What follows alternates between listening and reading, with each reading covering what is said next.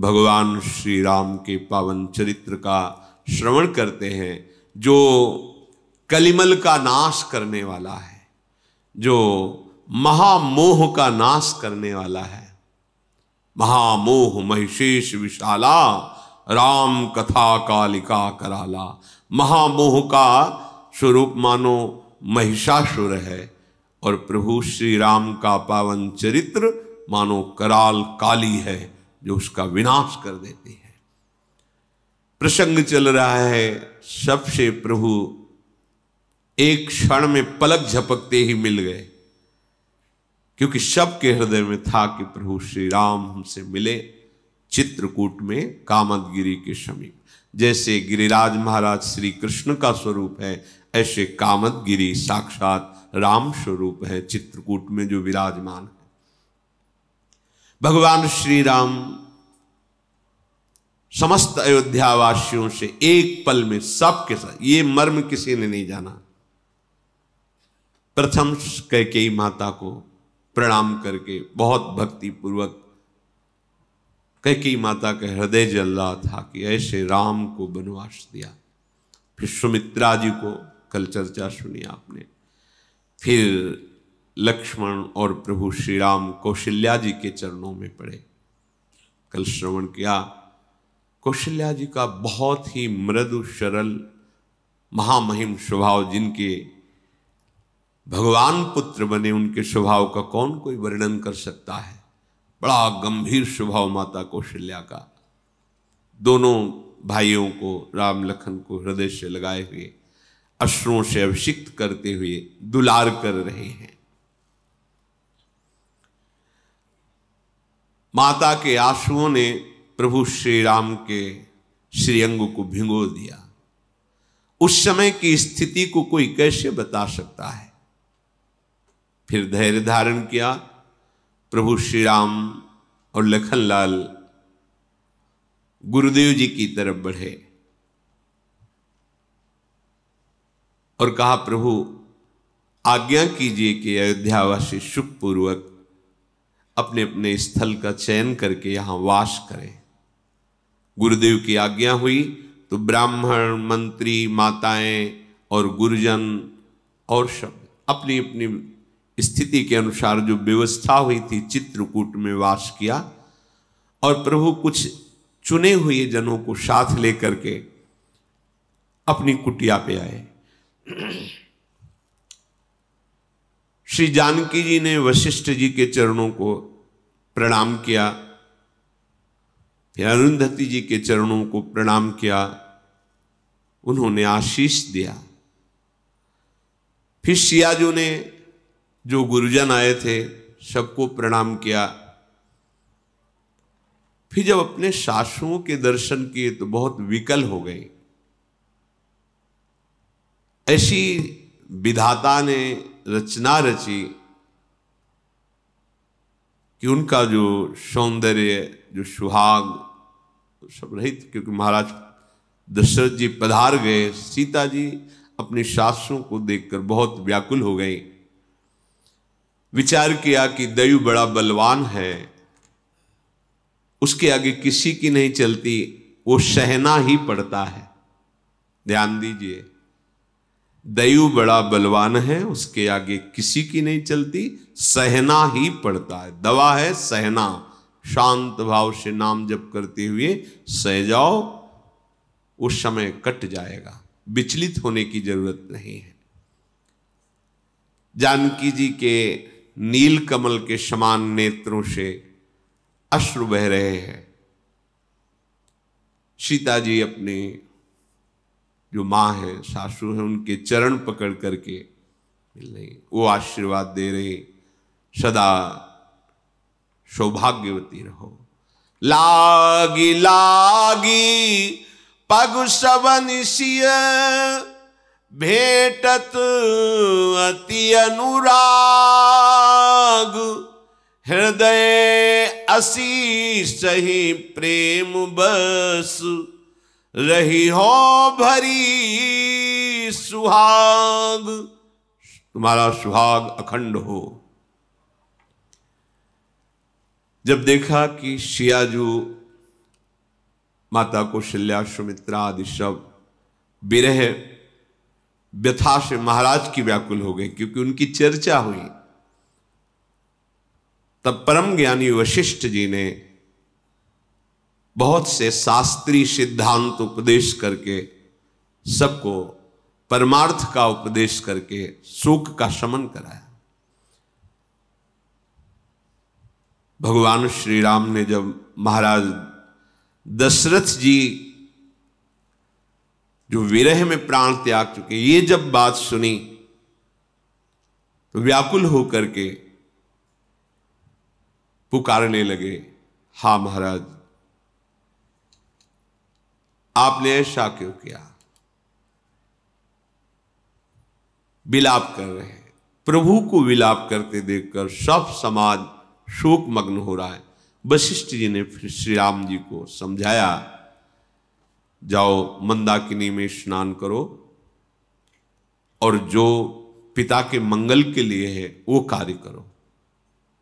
गुरु की आज्ञा से मंदाकिनी में स्नान किया और निर्जला व्रत रहे। उस दिन भगवान ने जल नहीं पिया। वशिष्ठ जी ने जो जो आज्ञा करी, प्रभु श्री राम जी ने श्रद्धा भक्ति के सहित पिताजी के मंगल के लिए वो सब कार्य किए। वैदिक सिद्धांत के अनुसार पिताजी की मंगल क्रियाएं की। सोचो, ये प्रभु लीला कर रहे हैं। नहीं, जिसके पुत्र भगवान राम है उसका कोई अभी मंगल बकाया रह गया है क्या? जासु नामो पावक अघ तुला, सुमिरत सकल सुमंगल मूला। जैसे रुई का पहाड़ जमा हो, एक बार ऐसे दिया सलाई लगा, वो सब भस्म हो जाए। ऐसे एक बार नाम उच्चारण किया जोर से प्रभु का, तो आपके पाप के पहाड़ भस्म हो गए। जिनके नाम का ये प्रभाव है, वो प्रभु जिनके पुत्र हैं उनके मंगल का क्या। पर लीलावत भगवान समस्त वैदिक क्रियाएं की। शुद्ध बुद्ध भगवान वैसे ही शुद्ध हो रहे हैं स्नान करके। जैसे गंगा जी के यहाँ पूजन किया जाए तो गंगा जी में तीर्थों का आवाहन किया जाता है, तो तीर्थ गंगा जी के स्पर्श से पवित्र होते हैं। ऐसे ही परम पवित्र भगवान का जिनका नाम है, वो स्वयं पवित्र होने की लीला कर रहे हैं। जिनके संसर्ग मात्र से बड़े से बड़ा कर्म पवित्र हो जाता है, अर्थात जो भगवत समर्पित करने पर कर्म भगवत प्राप्ति करा देता है, वो भगवान ऐसे कर्म कर रहे हैं वैदिक सिद्धांत के अनुसार, जो पिता का मंगल और पवित्रता प्रदान करता है। फिर कंदमूल फल सबको वितरित किए गए, सबने वो पाए। 2 दिन वास हुआ। प्रभु ने हाथ जोड़ा और सबसे कहा कि अब आप सब अयोध्या वापस चले जाइए। महाराज स्वर्ग में हैं दशरथ जी, और आप सब चित्रकूट में। ये ज्यादा समय ठीक नहीं है। अयोध्या राजधानी है, खाली नहीं रहना चाहिए। यद्यपि ऐसा नहीं कहना चाहिए, फिर भी ढिठाई करके सबसे प्रार्थना कर रहा हूं, आप सब गुरु जी के साथ पुनः अयोध्या वापस हो जाए। जो ही ये बात प्रभु ने कही, सारा समाज विचकित हो गया, मानो समुद्र में जहाज डूबने वाला हो। ऐसा अब फिर बिछुड़ना पड़ेगा प्रभु से। मानो जैसे अनुकूल हवा चल जाए तो डूबता हुआ जहाज बच जाए, ऐसे श्री वशिष्ठ जी ने कहा कि अभी तो 2 ही दिन हुए हैं रघुनाथ, अभी तो चित्रकूट के पूरे दर्शन भी नहीं हुए, दर्शन हो जाने दो, फिर जैसा कहोगे वैसा करेंगे, अभी तो रुकने दो। मानो फिर सबके प्राण आ गए। सबने भगवत स्वरूप कामदगिरी की परिक्रमा की, आसपास के वन प्रांत का दर्शन किया, बड़े ही अमृत के समान झरने झर रहे थे, शीतल मंद सुगंध वायु चल रही थी, जो तीनों तापों का, दैहिक दैविक भौतिक तापों का शमन करने वाली। असंख्य वृक्ष, सुंदर सुंदर फल फूल पत्ते। आज के 25-26 वर्ष पहले दर्शन हुए, बड़ा, तब भी बड़ा सुंदर स्वरूप। कहाँ त्रेता, फिर द्वापर, फिर कलयुग के भी 5000 वर्ष के ऊपर व्यतीत, फिर भी यथावत चित्रकूट की शोभा थी। बहुत ही एकदम आनंद में लता पर्वत और श्री मंदाकिनी जी, एकदम निर्मल जल, मनोमोहक, भजन के लिए बहुत ही आकर्षणकारी, स्वाभाविक सहज वैराग्य भूमि, सहज भजन का स्फुरण। सुंदर सुंदर कुंड हैं जिनमें कई रंग के कमल खिले हुए हैं, भौरे गुंजार कर रहे हैं। कोल की रात भील आदि जो जंगल में रहने वाले हैं वो सुंदर फल चयन करते हैं, शहद चयन करते हैं, और सुंदर सुंदर अंकुर और बूटियां वो सब ला करके प्रभु के सामने रखते हैं कि इनसे अयोध्या वासियों को सुख पहुंचाया जाए। वो विनय पूर्वक प्रणाम करके जो जो वस्तुएं लाते हैं उनका नाम बताते हैं, उनका स्वाद बताते हैं। तो अयोध्या की तरफ से आए हुए जो मंत्री आदि थे उनको भेंट देते हैं। वो कान पे उंगली, नहीं नहीं नहीं, आप ऐसा मत कर, तो फिर हम नहीं पाएंगे आपकी वस्तु। वो बार बार कहते कि नहीं, हमारे प्रभु ने पाया है और आप प्रभु के नगर से आए हैं, तो प्रभु जैसा प्रेम आपके भी हृदय में होना चाहिए। हमारे प्रभु तो प्रेम को पहचान करके हर वस्तु पाई, फिर आप क्यों नहीं पाएंगे? अच्छा, हम जंगली हैं, ये हीरे जवाहरात मणि रुपया लेके क्या करेंगे? नहीं, हमें आपका प्यार चाहिए, आप हम पर कृपा करें और आप ये पा लें, यही हमारी भेंट होगी। कितने बड़े भाग्य हैं। उन कोल भील जंगल में जो रहने वाले हैं उनकी बात सुन करके अयोध्या के जन वो फल, शहद, जड़ी बूटियां जो भी लाए वो स्वीकार कर लेते हैं। फिर वो हाथ जोड़कर कहते हैं कि देखो, हमारी जो बड़ाई है ना वो यही कि हम आपके वस्त्र न छीन ले, या हमारी अति बड़ी सेवकाई ले ही न बासन बसन चुराई। हम लोग जंगली हैं, हमारा स्वभाव मृदु नहीं है। हम जड़ जीव जीवगन घाती, कुटिल कुचाली कुमति कुजाती। रात दिन हमारा इसी में जाता है, इसको मारा, उसको खाया, इसका छीना। ऐसा ये जो आप कुछ देख रहे हो ना, ये राम जी का प्रताप है। मेरे में ऐसी उदारता, विनय, प्रेम, ये कितना दैन्य, देखो कितना दैन्य कि हमारी अगर आप सेवा समझ रहे हो तो सबसे बड़ी सेवा ये समझ लो कि आपके वस्त्राभूषण नहीं छिनाया, यही हमारी सेवा है। क्योंकि हमारा स्वभाव यही है, रात दिन हम यही करते हैं कि अमुक जीव को मारा, उसको पका के खाया, ऐसा किया वैसा। ये जो हमारे अंदर आपको दिखाई दे रहा है, ये राम जी आप पधारे, ये उसका प्रताप है। इसमें एक आंतरिक भाव भी निकलता है कि हम कितने भी गिरे आचरण वाले हों, यदि हम भगवान का आश्रय ले लेते हैं तो हम ऐसे प्रशंसनीय सद्गुणों से युक्त हो जाएंगे जिनकी साधुजन सराहना करते हैं। आज उनका चरित्र रामचरित में गाया गया। क्यों? क्योंकि उन्होंने भगवान का आश्रय ले लिया, उन्होंने भगवान को अपनी सेवा समर्पित कर दी। वो खुद कह रहे हैं, जब ते प्रभु पद पदुम निहारे, मिटे दुसह दुख दोष हमारे। ये तो आप जो देख रहे हैं ना, ये केवल प्रभु के चरणों के दर्शन से है। हमारे सारे दुख और सारे दोष नष्ट हो गए। उन जंगली कोलभीलों की बात सुनकर अयोध्यावासी बलिहार हो रहे। कितनी दैन्यता, कितना प्रेम इनके हृदय में। अब तो दिन प्रतिदिन आनंद बढ़ने लगा। आज यहां दर्शन करना है, आज वहां दर्शन। पूरे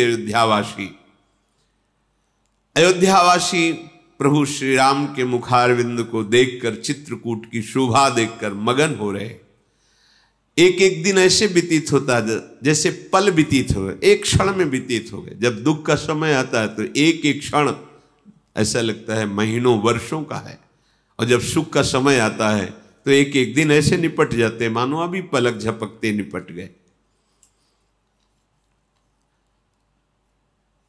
शियाजू अपने कई रूप रख करके अरुंधति जी, पूज्य श्री कौशल्या जी, सुमित्रा जी, कैकेयी जी, इनकी सेवा में।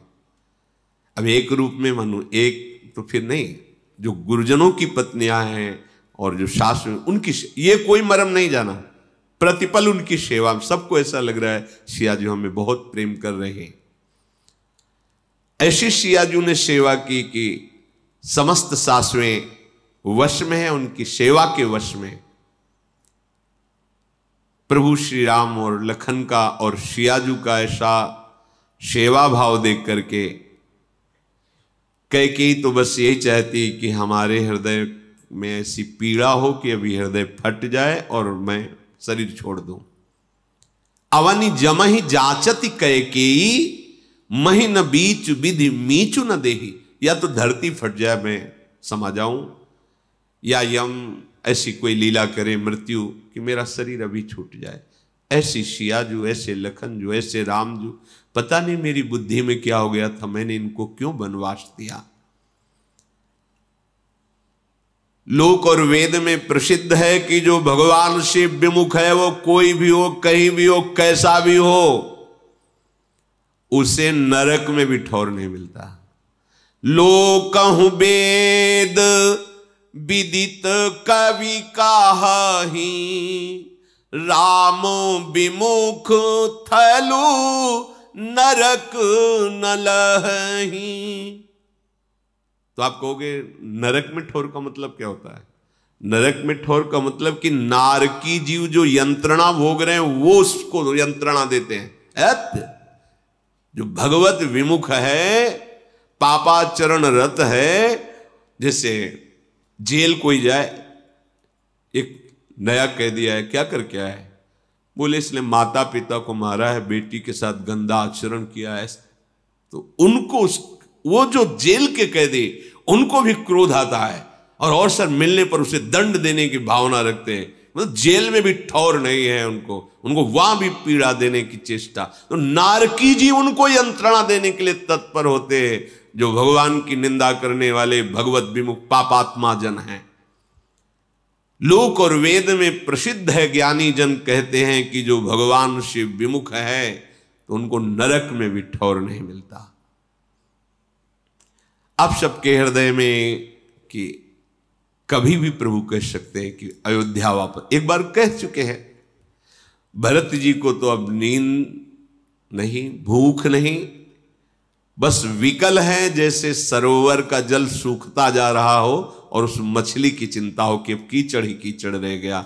ऐसे ही कि किसी भी समय आज्ञा हो सकती है कि अयोध्या वापस जाओ, पर हम अपनी बात अभी रख नहीं पाए। बार बार सोचते हैं कि माता के वनवास देने वाले वचन पर पिताजी अपने प्राण त्याग दिए। मेरी हिम्मत कैसे हो कि मैं प्रभु से कहूं कि मैं राज्याभिषेक का सामान लाया हूं और आपको। वशिष्ठ जी के चरणों में भरत जी बैठकर कहते हैं कि अगर आप आज्ञा करेंगे तो प्रभु श्री राम आपकी आज्ञा का उल्लंघन नहीं करेंगे, अयोध्या लौट चलेंगे। परंतु वशिष्ठ जी भगवान की रुचि पे चलते हैं। ध्यान रखिए, गुरु वही आज्ञा करेंगे जो इष्ट का इशारा होगा। गुरुदेव केवल बाहरी रूप दिखाई दे रहा है, इष्ट की इच्छा ही उनमें अवतरित होती है, इष्ट की इच्छा ही आज्ञा करती है। क्या करूं? मुझ सेवक में इतनी सामर्थ्य नहीं कि मैं कुछ बोल सकूं, विधाता प्रतिकूल है। अगर मैं हठ करूं तो ये बड़ा अधर्म होगा। सेवक को स्वामी से कभी हट नहीं करना चाहिए। मैं हट करूं, नहीं प्रभु आप राज्याभिषेक स्वीकार कीजिए, चलिए अयोध्या, ये ठीक नहीं। जो हट करूं तनिपट कुकर्मू, हर गिरते गुरु सेवक धर्मू। गुरु की सेवा, स्वामी की सेवा, ये कैलाश से भी वजन वाली है, अर्थात बहुत ही कठिन है इसका निर्वाह करना। तभी महासंगस तो दुर्लभ हो, दुर्गमों कहा है। सेवक का धर्म सबसे बड़ा धर्म होता है और उसका निर्वाह करना, कह रहे कैलाश से भी कठिन, कैलाश को उठाना उससे भी कठिन है। भरत जी के मन में कोई भी युक्ति नहीं ठहर रही कि क्या बोलूं, कैसे बोलूं। पूरी रात व्यतीत हो गई चिंता करते हुए। प्रातःकाल स्नान आदि दिनचर्या हुई। भगवान वशिष्ठ जी ने सब अयोध्या के बड़े बुजुर्ग मंत्री आदि विज्ञजन गुरुजन सबको बुलाया। प्रभु श्री राम जी वशिष्ठ जी आदि को श्री नवाकर सभा में बैठे। भरत जी गुरुदेव के चरणों में, प्रभु के चरणों में सर नवाकर बैठे। समस्त सभासद शांत बैठे हैं।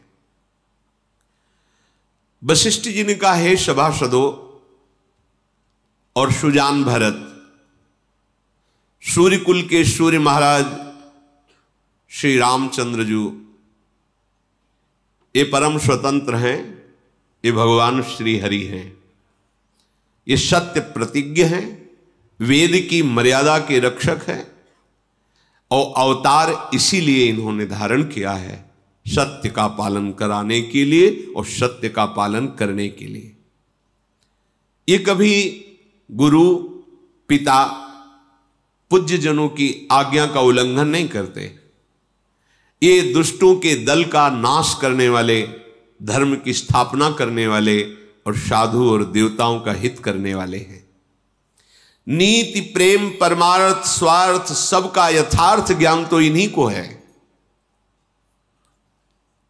जो कुछ भी सृष्टि में देख रहे हो, ब्रह्मा विष्णु महादेव चंद्र सूर्य दिक्पाल माया जीव कर्म काल, सब कुछ यही है, इनके सिवा कोई नहीं है। हृदय में अच्छी तरह विचार करके देखा गया है कि सबका मंगल इसी में है, जो भगवान आज्ञा कर दे उसका पालन करना। ये ईश्वरों के भी महान ईश्वर, इनकी आज्ञा में जो रहता है उसका सर्व मंगल होता है। राखे राम रजाई रुख, हम सब कर हित होई, समुझ सयाने करहु अब, सब मिली सम्मत सोई। इसलिए श्री राम जो आज्ञा करें सबको ठीक वैसे ही पालन करना चाहिए। भगवान वशिष्ठ जी ने ऐसा आदेश किया। वैसे तो श्री राम का राज्याभिषेक त्रिभुवन के लिए मंगलदायक सुखदायक है, आनंद का मूल है। सबकी चाह है कि श्री राम अयोध्या चले, पर जो नीति है, परमार्थ है, स्वार्थ है, वैदिक है, लौकिक है, इस सब के ज्ञाता स्वयं श्री राम हैं। इनके सामने किसी की बात, ये जो आज्ञा करें,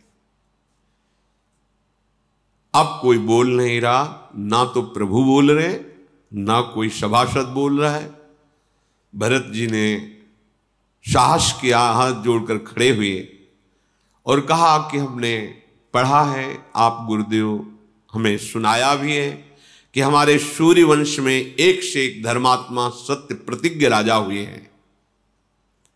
सभी के जन्म के कारण माता पिता हुए हैं, पर शुभ और अशुभ कर्मों का फल जो विधाता निश्चित करता है उसको स्वयं भोगना होता है। आपका आशीर्वाद ऐसा है जो समस्त शुभ अशुभ को मिटा सकता है। वशिष्ठ जी से भरत जी कह रहे हैं, हे गुरुदेव, माता पिता तो जन्म का कारण होते हैं, लेकिन कर्म स्वयं किया जाता है, इसलिए उसका परिणाम स्वयं को भोगना होगा। पर आपका आशीर्वाद ऐसा है, गुरु कृपा ऐसी है जो शुभ अशुभ दुर्ग विध्वंस बल, शरण निरापक पद रमित सकल अशुभ शुभ नंस, देत सहज निश्चल भगत सु जय जय श्री हरिवंश, जो शुभ अशुभ का नाश कर देती है, समस्त कल्याणों का विधान कर देती है। जगत जानता है कि आपके आगे विधाता की भी चाल नहीं चलेगी, आप भले कुछ कहें, लेकिन हमें विश्वास है आपने जो टेक रख ली, विधाता की भी ताकत नहीं कि आपकी टेक को तोड़ सके। सो गुसाई विधि गति जे छेकी, सकई को टार टेक जो टेकी। इसलिए मैं आपसे ही उपाय पूछता हूं, प्रभु तो बोल नहीं रहे, आप आदेश कीजिए हमारे लिए और हमारे प्रभु श्री राम के लिए। आप हमारे कुल के गुरु हैं। वशिष्ठ जी ने कहा, तात तुम बहुत सुंदर बात कह रहे हो और ये श्री राम जी की कृपा से ही तुम बोल रहे हो। राम विमुख हृदय में तो ऐसी बात ही नहीं आ सकती है। क्या? गुरु के प्रति कि शुभ अशुभ कर्म तो हम कर सकते हैं, लेकिन इनसे निपटने के लिए केवल गुरुदेव की कृपा है। और गुरुदेव जो टेक लें उसे भगवान भी नहीं मिटाते हैं। अपनो परण विशार भगत को पूर्व परण निभाऊं, बोले ऐसी बात तो केवल प्रभु की कृपा से ही हृदय में आती है। राम विमुख तो स्वप्न में भी ऐसी बात नहीं बोल सकता, सोच सकता। हे तात, मैं एक बात कहना चाहता हूं पर थोड़ा सकुच लग रहा है। बुद्धिमान वही है जो सर्वस्व को जाता देख ले कि सर्वस्व जा रहा है तो आधे को पकड़ ले, आधा छोड़ दे, पूरा क्यों जाने दे। अतः मेरे मन में बात आ रही कि अगर तुम दोनों भरत शत्रुघ्न वनवास करो और लक्ष्मण सीता सहित राम वापस अयोध्या चले जाएं, कैसा रहेगा? भरत जी शत्रुघ्न जी आनंदित होकर खड़े हुए। कैसी स्थिति? मन प्रसन्न तन तेजु विराजा, जनु जिय राव राम भय राजा। बहुत प्रसन्न है शत्रुघ्न, आंखों में आंसू आ गए और कहा, गुरुदेव कृपा कर दी।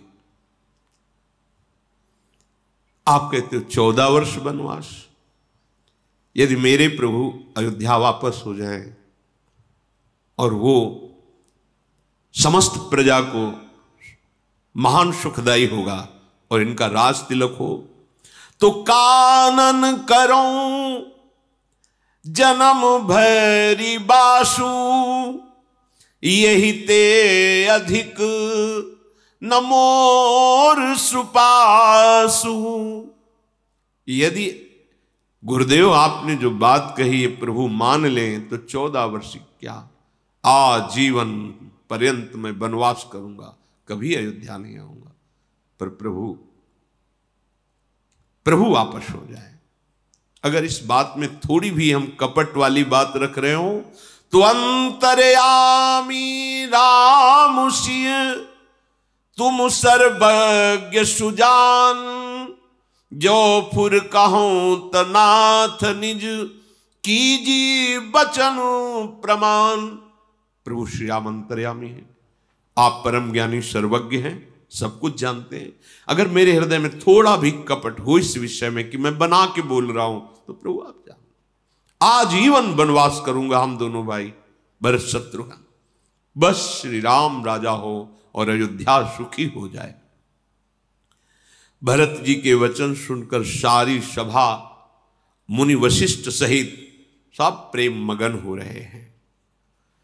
भरत जी की बात सुनकर वशिष्ठ जी की बुद्धि ऐसी हो रही जैसे बहुत बड़ी जलराशि की धारा हो और किसी को तैरना ना आता हो और कोई वहां वाहन न हो, नौका जहाज आदि, फिर उसकी दशा क्या।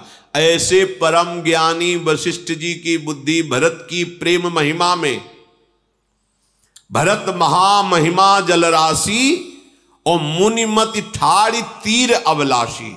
ऐसे ज्ञानी महापुरुष की बुद्धि भी इस प्रेम समुद्र का पार नहीं पा रही। मुनि वशिष्ठ जी हृदय से भरत जी की सराहना करते हैं कि ओहो, ऐसा भगवत प्रेमी। श्री रामचंद्र जी ने वशिष्ठ जी को प्रणाम किया और भरत जी से कहा, श्रेष्ठ मुनि देश काल अवसर के अनुसार भगवान श्री राम से कहा, राम तुम ज्ञान के भंडार हो, सबके हृदय की बात जानते हो। मैं ये नहीं कहता कि मैंने जो बात रखी वो पूरी हो, पर हित जिसमें हो। देखो पूरे अयोध्यावासी दुखी हैं और जुआरी को अपना ही दांव सूझता है। अगर आप हम और हमारे अयोध्यावासियों की बात सुनेंगे तो हम अपने दांव की बात कहेंगे कि आप, पर आप देख लीजिए, भगवान ने कहा कि मुझे तो आज्ञा पालन करना है, जो आप आज्ञा करेंगे मैं अपने माथे पर रख करके उसका पालन करूंगा। आप जैसा कहेंगे, आपकी सेवा करना, आपकी आज्ञा पालन करना, यही हमारा जीवन है। वशिष्ठ जी ने कहा, राम तुम सत्य कह रहे हो, पर भरत के प्रेम ने हमारे में विचार शक्ति नहीं रहने दी। ये होता है, ज्ञान में विचार शक्ति रहती है, प्रेम विचार का ही लय कर देता है। अब कोई विचार नहीं, विचार भी रहने की गुंजाइश नहीं रह जाती। इसीलिए प्रेम सर्वश्रेष्ठ है। इसलिए मैं बार बार कहता हूं कि भरत ने मेरी बुद्धि को अधीन कर लिया है।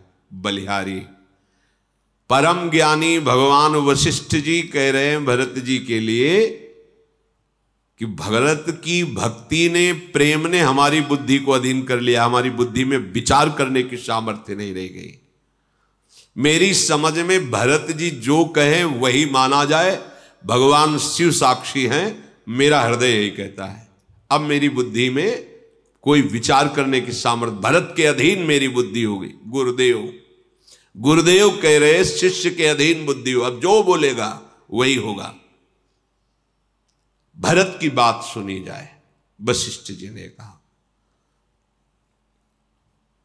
भरत जी का ऐसा प्रेम जिस पर गुरु जी इतना कि मैं अधीन हूं, मेरी बुद्धि अधीन है।